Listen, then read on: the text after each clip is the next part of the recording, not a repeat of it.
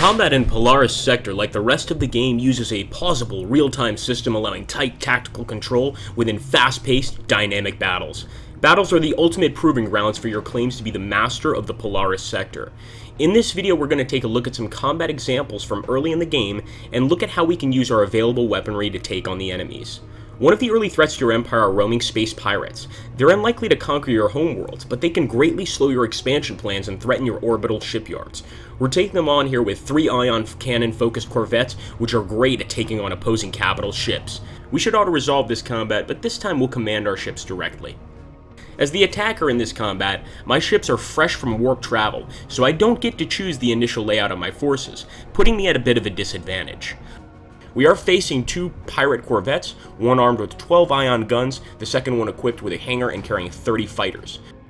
The battle starts out paused, giving me some time to check out the opposing forces and also to create any command groups for the battle to come. Groups can be instructed to keep formation with each other, equalize their speeds, even if they are of varying classes. They can also be told to act on their own initiative, which I'll do for this battle. If you select one of your ships, you can overlay the firing ranges for its weaponry, giving you a good indication on when it's going to begin attacking the enemy. Note that you can choose the auto-resolve in the combat at any moment while engaged in the battle.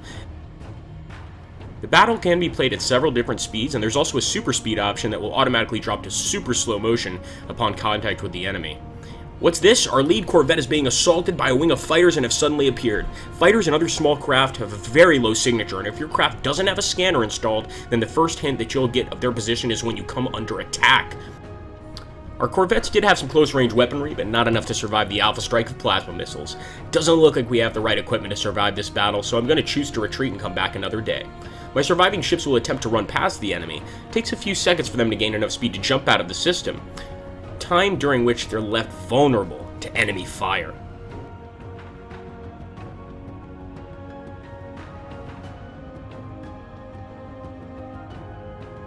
In this next battle, I'm assaulting an Erdogan planet, which has powerful battle satellite defending it. However, I've brought along a stronger and more diverse fleet, so I think this one will go our way.